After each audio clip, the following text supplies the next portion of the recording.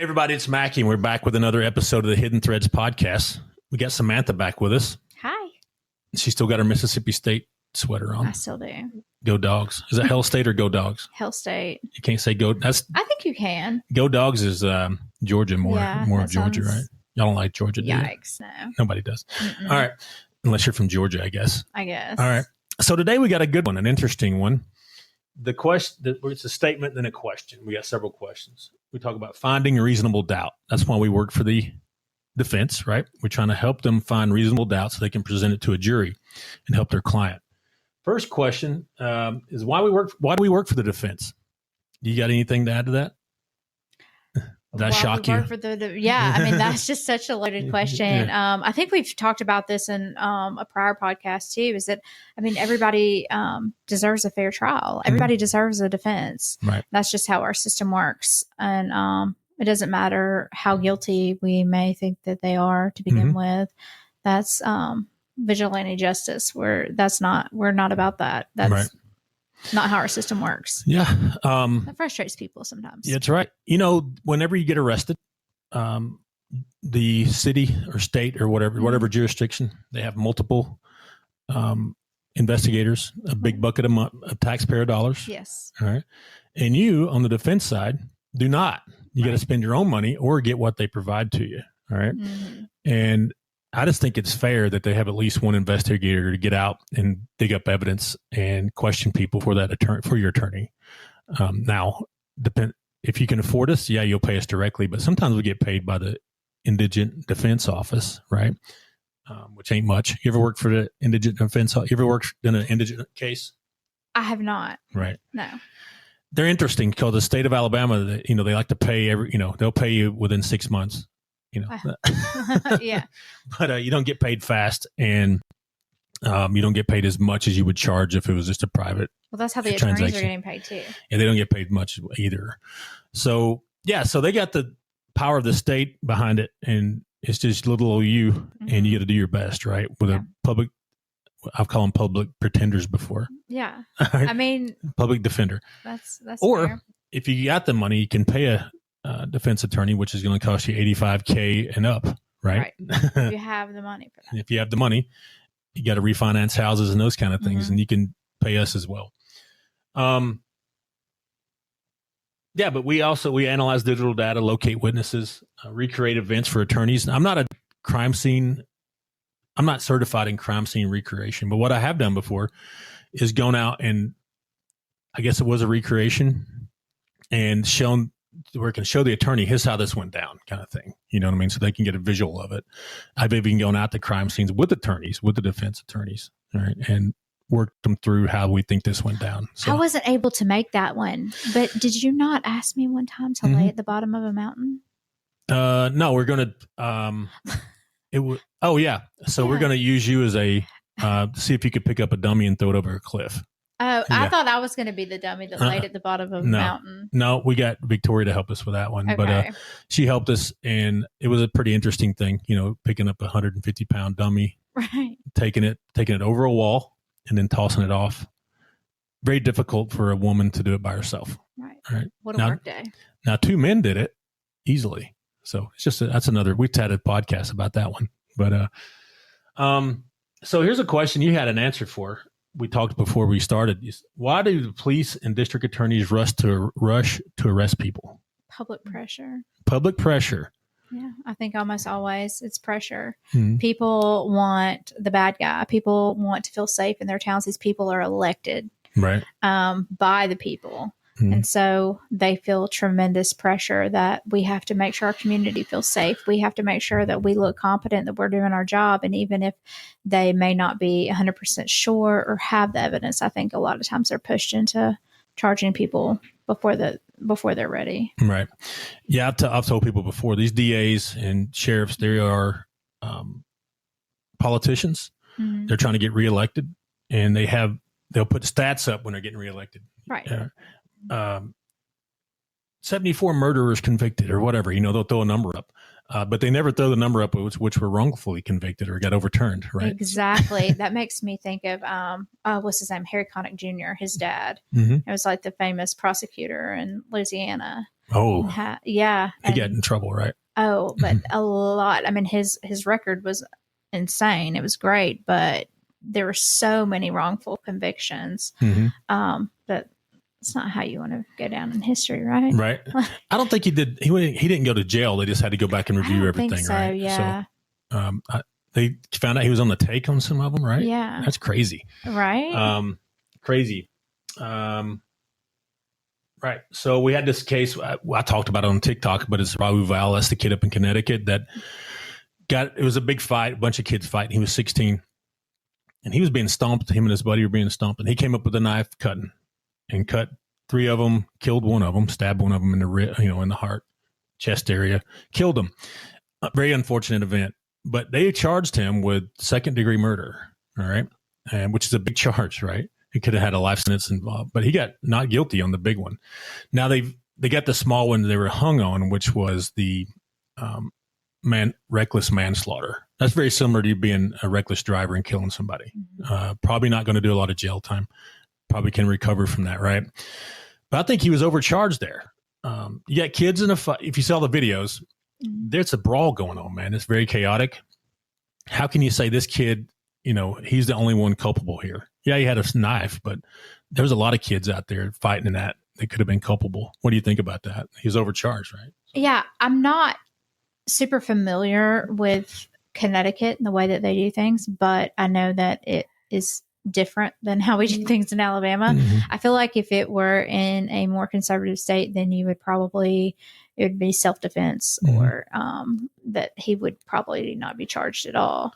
So I don't know what I understand that this wasn't in a home, correct? No, it was in a yard. In a yard. So, yeah. And some states have the duty to retreat. Yep. With the castle doctrine. So I don't know what theirs was. I don't agree with the duty to retreat. Yeah, they don't have they don't have stand your ground there. So yeah, so up there you have to try to retreat first, right? And then you can defend yourself. Yeah. Where in Alabama, Georgia, Florida, you don't have to retreat. You can defend yourself.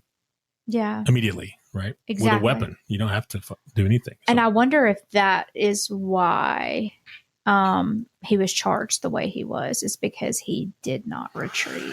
So the problem too there, they had a fight at one house and then the kids left. And then Raul and his buddy chased them down kind of and started another one. All right. So that doesn't look good. But right. Yeah. But they were getting stomped pretty good though. The second go around. And yeah. What do you do? Right. In that situation. You're going to try to fight your way out of it, right? Right. You don't just going to lay there and be stomped.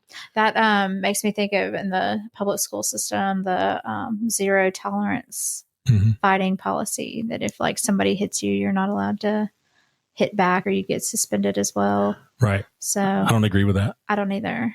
That's what I have a 16-year-old. If they hit you, then... Back when I was a kid, the whole school would have been suspended. We fought all the time. Right. You hit back, and if you get suspended, then we'll take a little vacation. I've told people this before. We didn't have big bully problems. You kind of took care of it.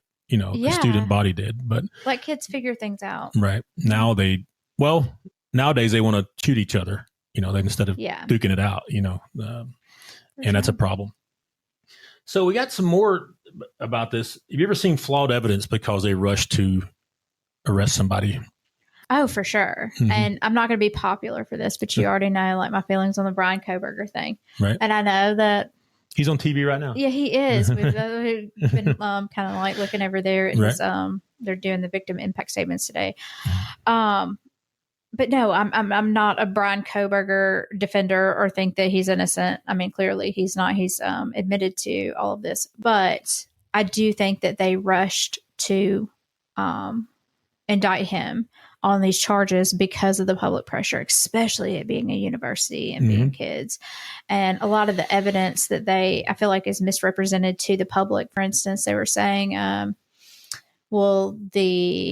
his cell phone pinged in the tower by the house. Well, the tower by the house, it served a 25-mile radius. And he was a PhD student there, right? Yeah. So anybody within a 25-mile radius would ping off that tower. That doesn't mean you have to be in the home. And so there were a lot of things that were put out there that, they sounded good, on paper, but maybe were misrepresented And I think that's essentially why they did what they did with the plea deal, is because maybe the case wasn't as strong as they had some DNA evidence too, but you're saying it could have been flawed. Yeah. Well, no, I think it was trace DNA, which, trace DNA is whenever, you can touch, like you go to the library, you touch a book, somebody else checks out that book, takes it to the house, and then your DNA is in that home. Even though you were never there, you may not even know the person. Right. And there were several other people's DNA on the knife sheath as well. But I don't think that they were willing to come out and say, hey, our evidence isn't that strong. Because again, like they're public, they're elected. So I wonder why he took the deal then. Why wouldn't he go to court? I don't know. That's the question. Part of me feels like he enjoys this. He enjoys the spotlight. Yeah. He's on TV right now. Mm-hmm. That's what everybody's watching right now. Yeah. I think that we got it on here. So he'll definitely when he obsessed with like Ted Bundy, and Ted Bundy gave the whole like tell all in prison of how he did it. Yeah. There's a bunch of books written about it. Yeah. I expect that to come out with him. Mm-hmm. Right. All right. So you think they might have rushed a little bit there because of pressure? Yeah. Right. I think that they could have rushed the pressure. I think that there's a lot of cases that, that they rush because of public pressure. I think another one was Casey Anthony.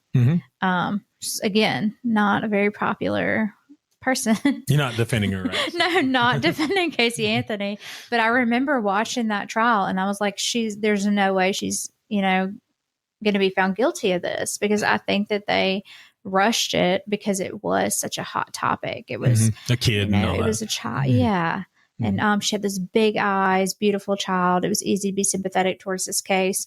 And I think in cases like that, they have so much pressure to rush that they can kind of mess up a case. So, suggestion, if you have a loved one that's a victim of a crime, if you're ever in that situation, let law enforcement, take their time. Right. Yeah. Because, and I understand the anxiety with people who are like, we want this done today. We want justice now. But it's the wheels of justice turn slow. Yeah. Yeah. If you have, so you're saying if you have a family member or a friend that is killed, right, or victim of a crime, right? Don't keep calling them every 5 minutes. Right.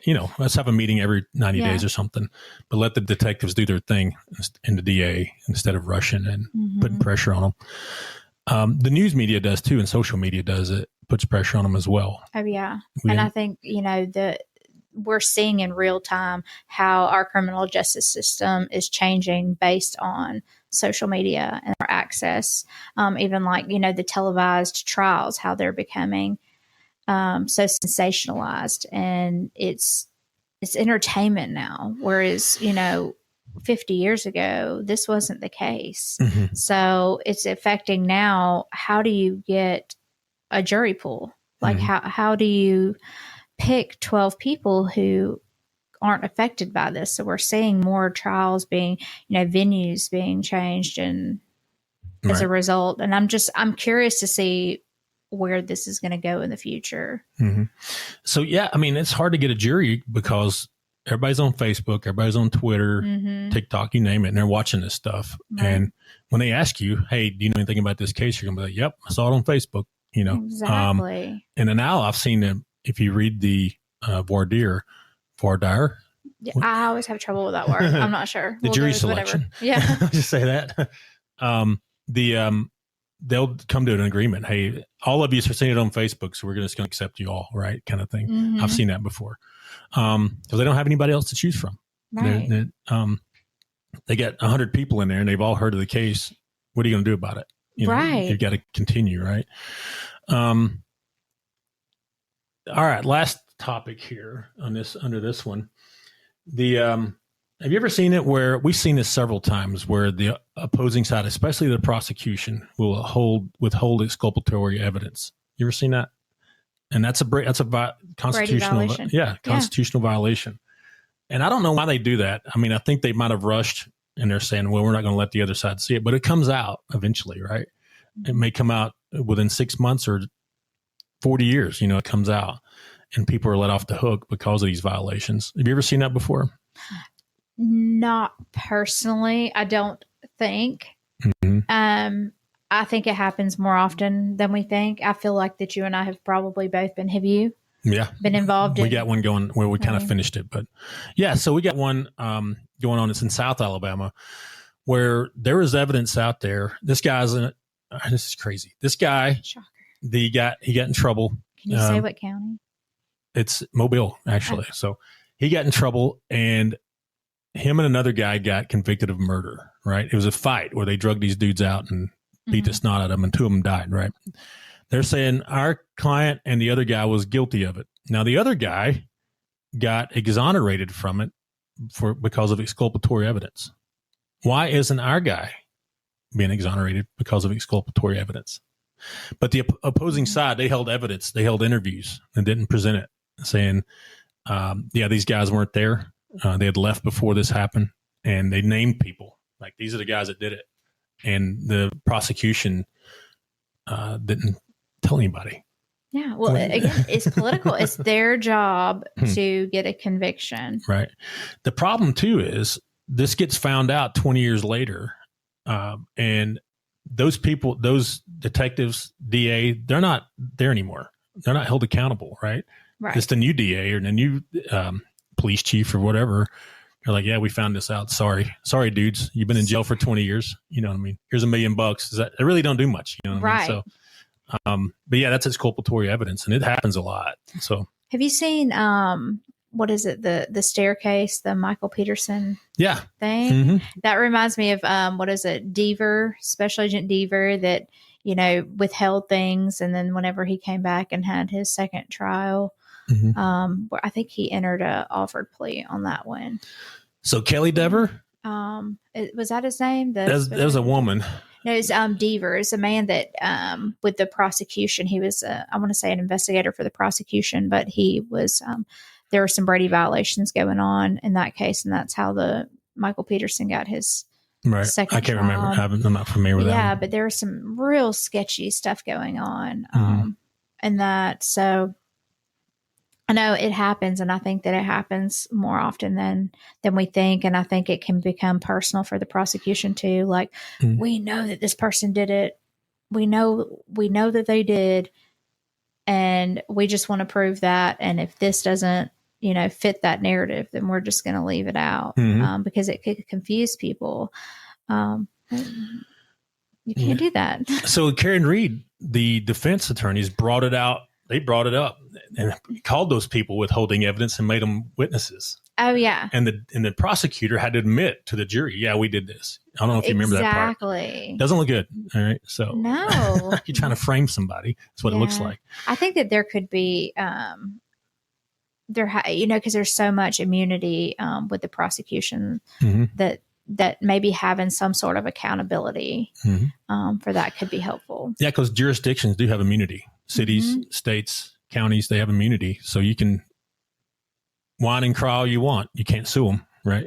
Unless it's extenuating circumstances where you were physically assaulted or racism, big time Constitution stuff, And they don't have to press charges if they don't want to. Right. They don't have to file these charges. They don't have to go after it. So, I mean, technically somebody could shoot somebody in the yard right now. And if the prosecutor doesn't want to do it, even though they know a crime has been committed, they technically don't have to. They don't have to chase it down. They don't have to. And that's so wild to me that they have that much Who power. they pick and choose to go after. So, right. All right. Anything else on this one? I think that's it. Okay. All right. We'll be back. Thank you, Samantha. Thank you. You're so insightful. Thank you. As are you. We'll be back. I'm not. I'm just a redneck. We'll be back soon with another episode. All right. Talk to you later.